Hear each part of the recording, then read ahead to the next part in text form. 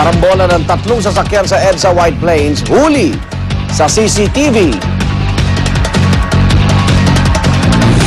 Isa namang babae, tumatawid na bundol ng motorsiklo sa Novaliches, Quezon City. American Idol Top 3 finalist Jessica Sanchez, panay ang inom ng tsaa para maibsan ang sore throat bago ang kanyang performance night. At nabihan na ang mga karagdagang detalye mamaya sa unang balita.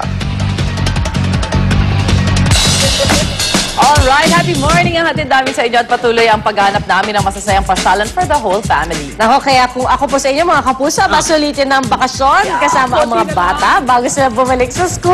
Correct. Ito talaga ng mga fun pasyalan for the whole family. Ang ating zoo adventures sa Tagaytay. Alam na natin kung anong cool animals ba makikita doon.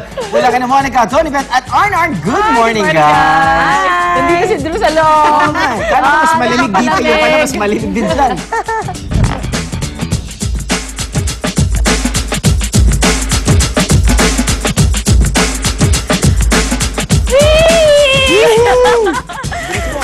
Hello guys! Nandito na kami ngayon sa Tagaytay. Tulad na sinabi niyo dyan. Sabi kasi na Tagaytay kanina. So, Arthur!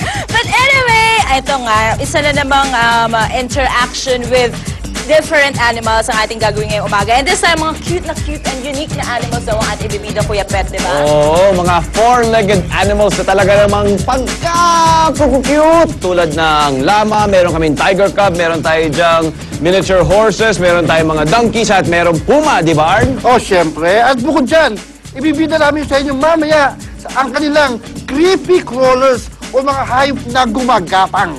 Oh. Naku, exciting yan, RR. But anyway, mga kapuso, tutok lamang kayo dahil mamaya isa-isahin natin yan sa pagbabalik natin dito sa ating tambayan sa Tagaytay City sa unang Gilid. Dahil sa studio. Yahoo! Let's go, Arn!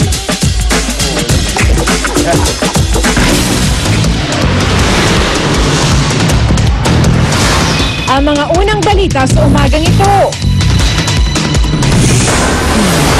Depensa ni Chief Justice Renato Corona naghahanda na para sa kanyang pagdetestigo sa kanyang impeachment trial sa darating na Martes. Pamamaril sa isang retiradong real estate agent sa Quezon City, nakuna ng CCTV. Karambola ng dalawang kotse at isang van sa EDSA White Plains southbound, huli sa CCTV.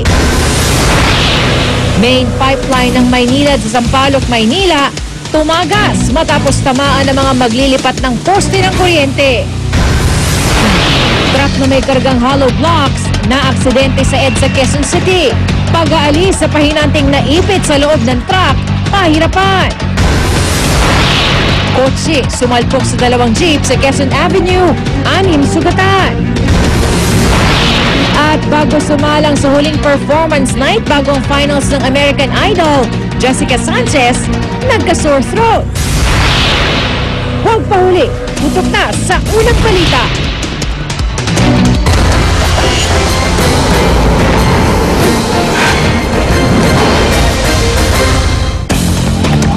Magandang umaga, mga igan, mangyayari na po ang pinakahihintay ng lahat. Kaya testigo na sa impeachment court ang pinakauling testigo ng depensa, ang nasasakdal mismo na si Chief Justice Renato Corona. Ayon sa depensa, paghahanda nila ng mabuti ang pagsalang sa witness stand ng punong maestrado sa darating na Martes.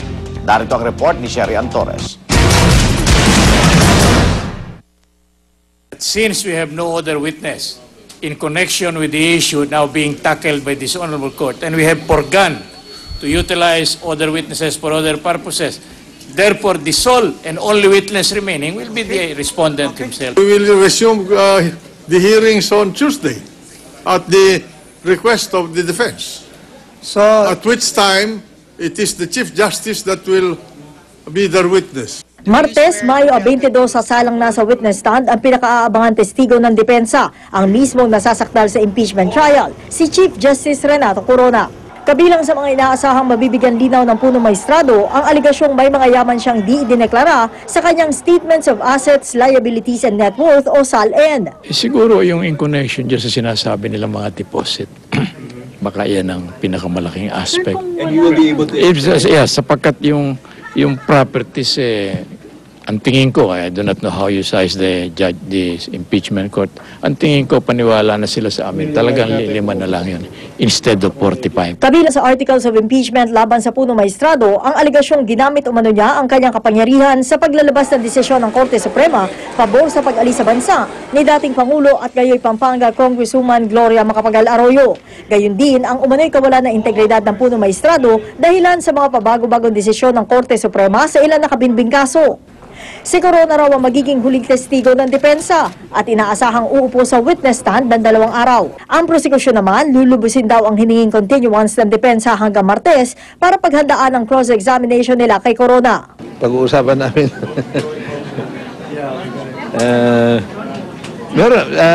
Ang nag-volunteer nun si Atty. Bautista, but under the rules and our practice naman, kami ni Junjun Topas can always come in anytime naman, like it has happened in the past.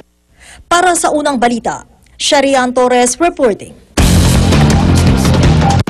Isa sa mga tanong na inaabangang sasagutin ni Chief Justice Renato Corona sa kanyang pagtestigo sa Martes, ang alegasyon na may milyong-milyong dolyar siya sa bangko. Pero ikinubli niya sa kanyang Statement of Assets, Liabilities and Net Worth o SALN.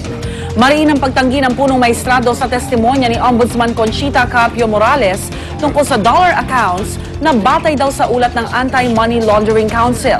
Pero ayon kay UP College of Law Professor Rowena Daroy Morales, tiyak na isa lang ang nagsasabi ng totoo. At sa huli, magiging labanan ito ng kredibilidad at ebidensya.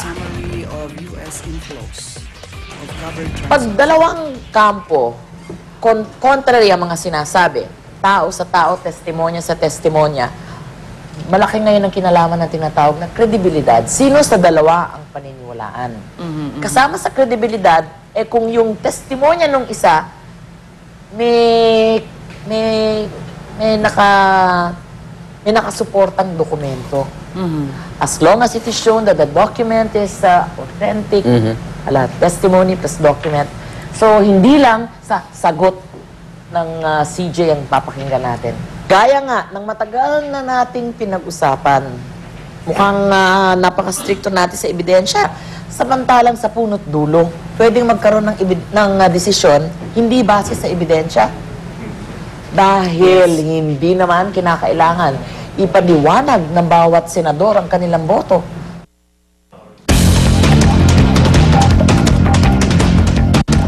Nag-isa ng gusto sa impeachment trial ang tumestigong lead convener ng Kaya Natin Movement na si Harvey Ke. Isa po si Ke sa naghain ng reklamo laban kay Chief Justice Renato Corona, kaugnay ng umano'y dollar accounts ito na naging mitya ng pagsisiyasat ng Office of the Ombudsman.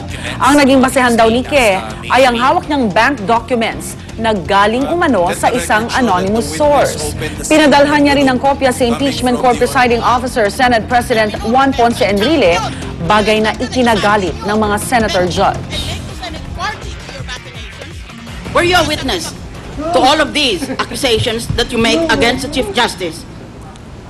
No, Your Honor. You cannot even be a witness and you are foisting yourself as a complainant before the public? What kind of good governance are you trying to promote?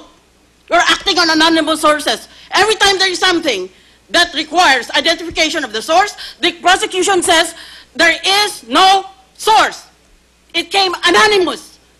I received those documents anonymously last May 3 at the mail area of our office. I felt that the Senate would be in the best position to evaluate this document and see if it can be used or not. I did not bring any television crew.